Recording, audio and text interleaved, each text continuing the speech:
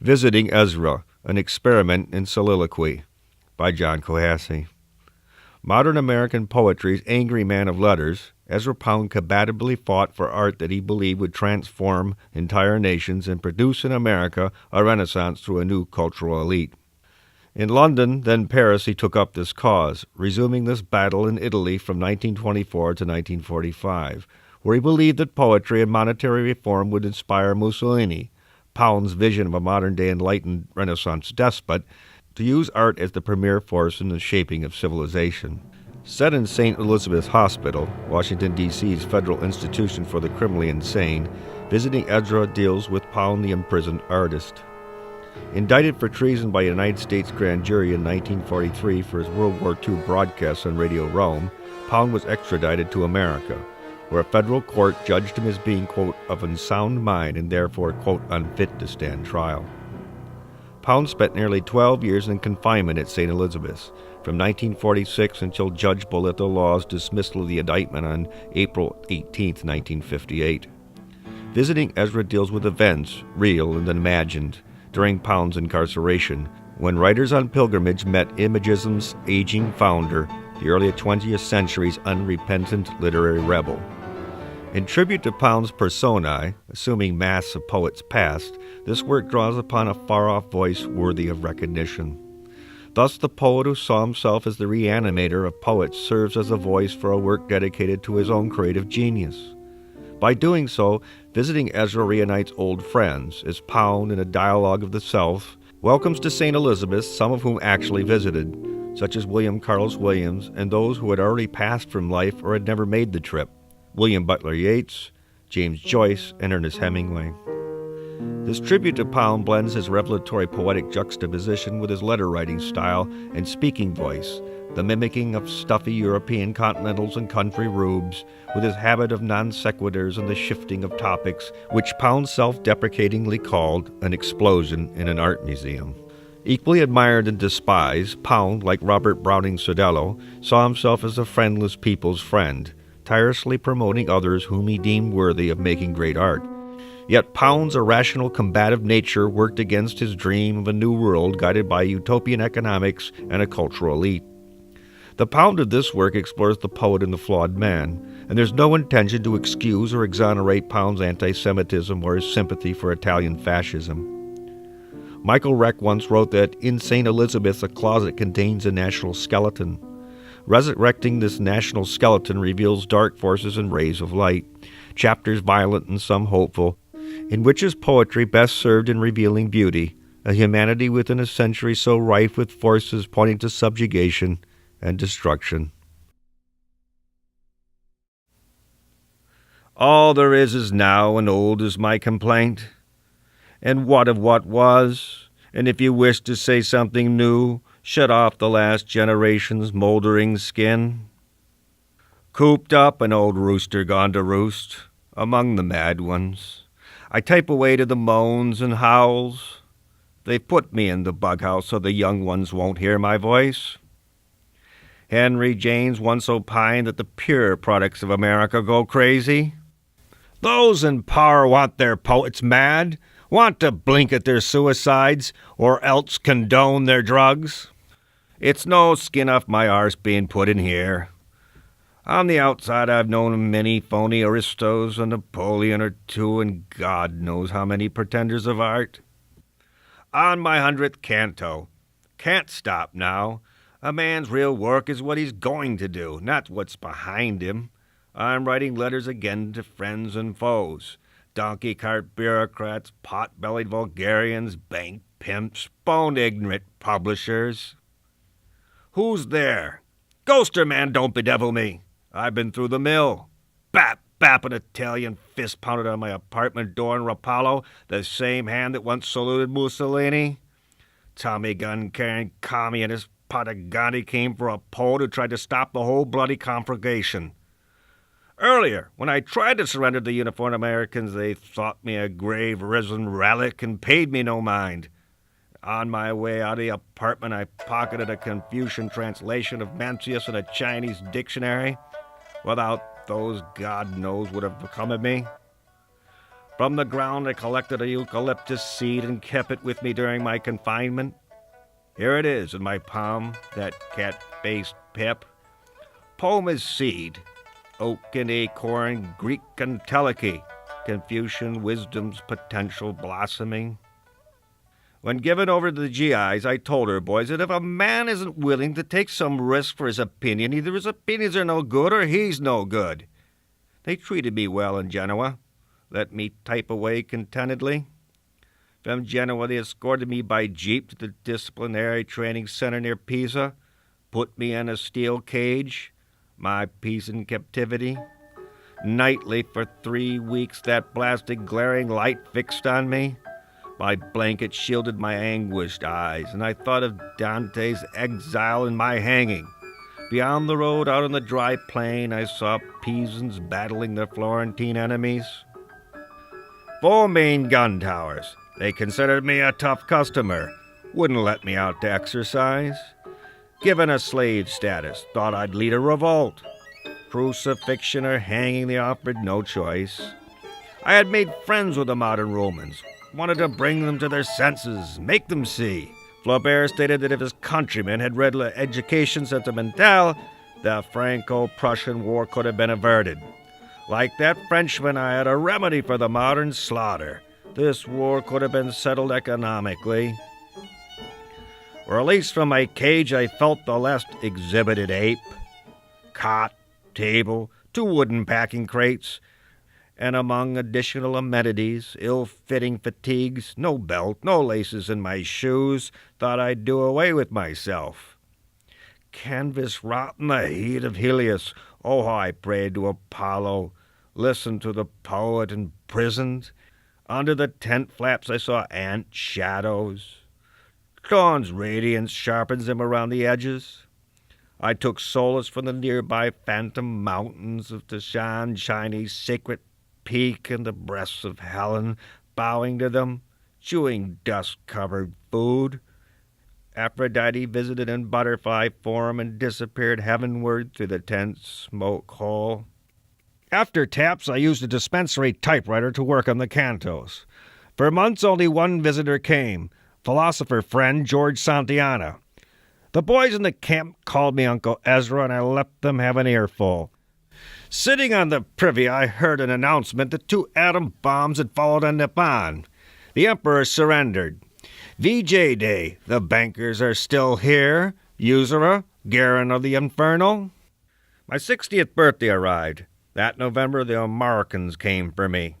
From Pisa to Rome by jeep, then taken by plane home to the capital of bleached white stones, monuments dedicated to better men.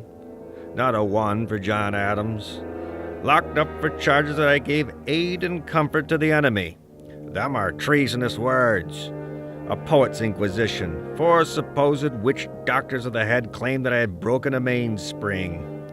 They wouldn't let me defend myself. That way I could have spilled it all, told everyone the truth. Of unsound mind, unfit to stand trial? Let judge and jury judge me as mad. We've had so many in this U.S. of A. who are unfit to rule, followers of unsound principles. How about them charges, Sheriff? Whom God will destroy, he sends first to the bug house. My home, this stone penitentiary, and a country I never wish to return. Dungeon treatment, padlocks and steel doors, peepholes, scrutinizing eyes looking in on the specimen. What is this St. Elizabeth? An island? This piss-smelling castle has none of the saint about it. Madhouses, fun houses, they're all run by clowns. How hellishly hot it was in that windowless box. To deny a man a window, not let him see winter's white or Persephone's return is a crime. At least in peace I could see the mountains on a clear day, that leaning tower. To think of myself as a pure product, I've eaten too much bad English food and too much fine Italian cooking. Shunned I lived there captive. Ha! Ha! I left my fly-in zip for the psychiatrist. It's only during the next day do I conjure up something nasty to say in response to their questions. Mental meddlers. What do they know about poets? They're all mired in Vienna gutter thinking. Once I envisioned my flawed fatherland as fostering American risorgimento. I'm a disturbed man who demands excellence in art. Great literature is simply language charged with meaning to the utmost possible degree. To think of what America would be if the classics had a wide circulation. Linguistic howlers make corpse language. Poetaster her pap. The cursed magazine touch pollutes all worthy art. What do the ladies' home urinal or Harpy's magazine know of verse? Thrust out of memory, they are returning in tentative movements, and the slow feet, and one by one. Gray-haired he groans, nose gone companions. Those two old spinsters came again. Carice Crosby brought a new blue suit. Tschaikowski's kid played violin for me out on the lawn. Over and over I've asked for a glass of milk and a warm tub bath. Are these luxuries that my captors can't provide? Simple, simple. I beg from simpletons. Sometimes my food tastes odd. Wouldn't put it past 'em. It'd be easy, and who'd bemoan the loss?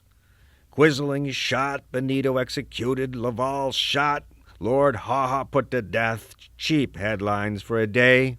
Executed, American poet traitor covered in lime dust. I've traveled far, borne thousands of miles from European culture in an Idaho mining town, the son of a man named Homer and the grandson of a congressman. The year of my uterine journey in 1885, the same year it was that Whistler delivered his 10 o'clock lecture in London. I've always wished to make enemies by a gentle art. Never was it meant to be. Whistler said there was never a nation of artists, and by God, that's the truth. 2 years later came east my natural route of gravitation. Taken by train, sick with a croup, a rotary snowplow made its way through the storm. Having horse thieves in your family keeps one from being too precious. I'm proud of my Nyack ancestors. Beyond the banished poet had to steal to eat, bound to disappear in body but not in words. Father weighed precious metals. Sweat-back workers shoveled coins into the chutes. Grandfather Thaddeus once issued his own company's script.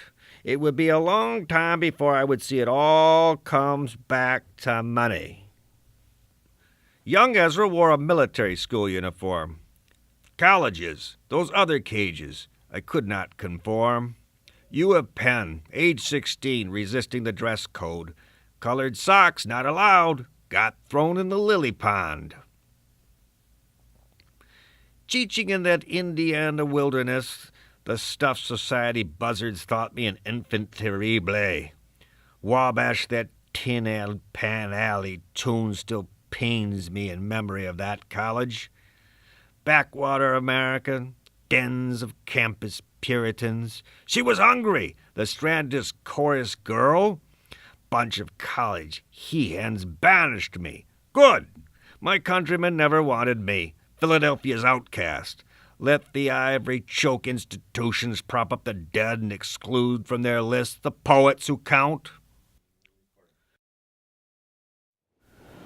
Homesick after my own kind, I sailed in '08 of this century by kettle boat. Europe, then Asia first, then dear old London. I've called London Gomorrah on the Thames and called it worse. But I will, if you insist, tell of it.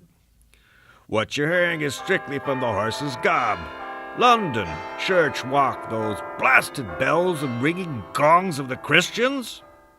To London I ventured because of you, Yeats, being the only breathing poet worth a breath. Good of you to come. Hawk returned to my well. Eye holes of the mask. I saw you, myselves. Beauty's difficult, we agreed upon that. I've a worn-out heart. You and I praise singing in the age of the machine. Rein it in, I told you umpteenth times. Trim the cold dead fat and bid goodbye as Mo Burley to our immediate poetry. The Georgians, still prettifying, offered fetid posy off served on lace doilies. As for their opposites, those of the black-livered decadent variety, they dangled rotten morality before timid noses. Let them sleep. Yeats, you and I have been given gifts worthy of the name poetry. Your candlelit Monday evenings gathered your Irish friends, and I poured Chianti and passing out Turkish cigarettes. We formed the Brothers Minor. 3 stone cottage winters we spent together, deplorable in many ways, that Sussex waste moor. Talk to me, Yeats, when we bent down above the fading coals. Inside cottage walls, talk turned to theosophy, Kabbalah, seances, alchemy, ghosts, and the transmigration of souls. That old leering woman on the road, trying to see what went on inside. She knew something was stirring among her new neighbors. Never have enjoyed arguments as much as those. Hold that repair like I showed you. Druid poet, you introduced me to the twilight spirit world that warmed me by the fire. I know you've condemned me as having no singing voice, yet you praised my rhythm. For that I hold no grudge. You saw it coming when the others hadn't a clue, the second coming of that murderous contest, that first furnace of war. I was just thinking about you, Eliot. You've been writing Catholic plays. St. Louis Tom trying to make himself English. The old fox ain't dead yet. You've thought of a lot of things I've never come upon. Few others, either. What does the thunder say? Listen to it storm out there. What does Mr. Pound believe? Well, one thing I'll tell you is that the only victory over brainwash is the right of every man to have his ideas judged one at a time. Possum, you called on me in 14, the year of the first terrible war. I knew of you as the guy at Harvard doing funny stuff. I shoved you through the doors of London worthies, poets, those possessing full pocketbooks. Make the pagans sit contentedly, if only for a moment, in your church house. Your damnable Crusader Knights destroyed Albany. To think a great poet like you working for the EZRA behind the counter at Lloyd's Bank. I did all I could to spring you from that pit. You're not in the league with the suburban counter-jumpers and Oxford fluctuates, trying to be poets. I did not and do not take offense at your stating that mysticism may benefit for the production of poetry, but useless in the understanding of economics. But the kernel social criticism is not mysticism, it's good sound sense. If only your king and Parliament had listened to him, there would have been no need for those 2 bloody conflagrations. Our age no different than Rome. The metropolis, the imperial posts of all corners of the known world. That's why the Roman poets count. But you prefer a Rome stripped of its pagans. And if it goes your way, Possum, then I'll wait out my time in purgatory, or let me be struck mute. Farewell, citizen of Britain.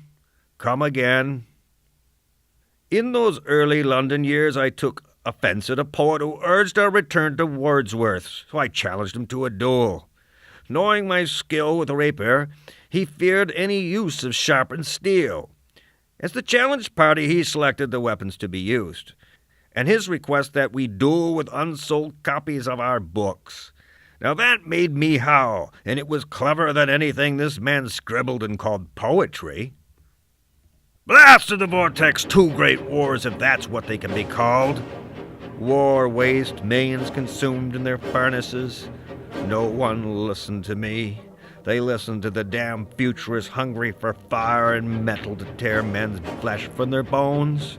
My great friend sculptor Henry Goodyear, maker of my stone likeness, that hieratic head, I told him the bust outlasts the throne, as do faces on imperial coins. Visited Goodyear's studio under a railway arch, shaking as steel and steam passed overhead. Hephaestus at the forge and me pumping the bellows, Max the cat looking on. Sculptor turned soldier, Gautier read my poems to his troops and wrote from the trenches.